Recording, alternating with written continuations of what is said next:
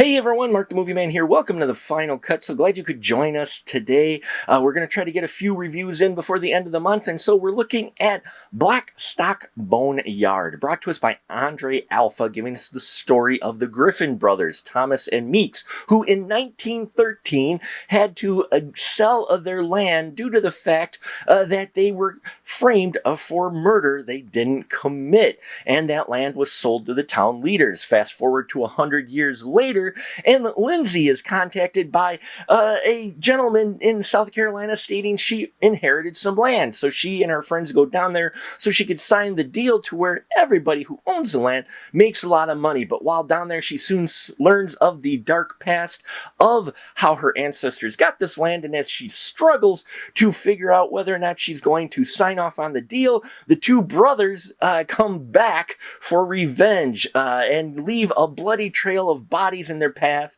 to make sure no one cashes that check for that land.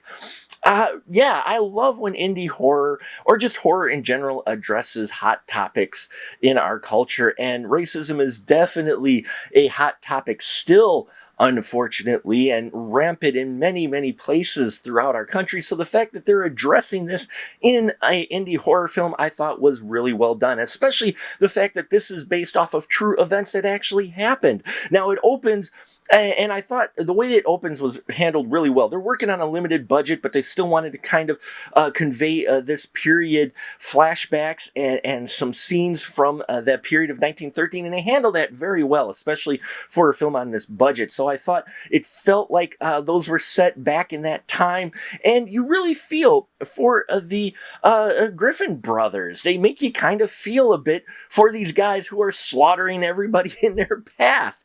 Now, Lindsay is played by Ashley Whalen, and I thought she did very well as this woman who is just caught up in something she had no knowledge about and struggling with what to do, what's right for her, and what's to do what's right in general. Aspen Kennedy Wilson shows up in here and plays Jesse Washington, and he has some great scenes in here. I really enjoyed his character quite a bit and where they went with him and his interactions with the other characters.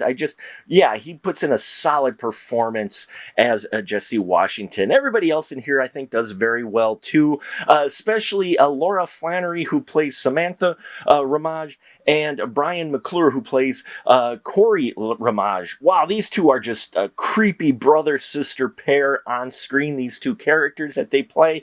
And yeah, they make your skin crawl, and you hope something bad will happen to them. I know it sounds bad, but it's true. There is CGI gore mixed in with some wonderful practical gore in here as well. I wish I wouldn't have so much CGI blood splatter, but I understand when you work on a limited budget, there's very little that you can do. I will say the production sets for this film looked really good. They picked some really interesting locations and kept the lighting, and the aesthetic was above normal of what you might expect for a film of this budget. And overall, yeah, they're not breaking new ground, but I still think it's a solid, entertaining indie horror film that if you like these films that cover hot topics through the horror genre, you're going to enjoy Blackstock Boneyard. I know I did. So there you have it, folks. Please check out our Patreon, as well as we've got coming up July 1st, we're launching a merch store as well. Look for specialmarkproductions.com for more information on that. Check out our AMA here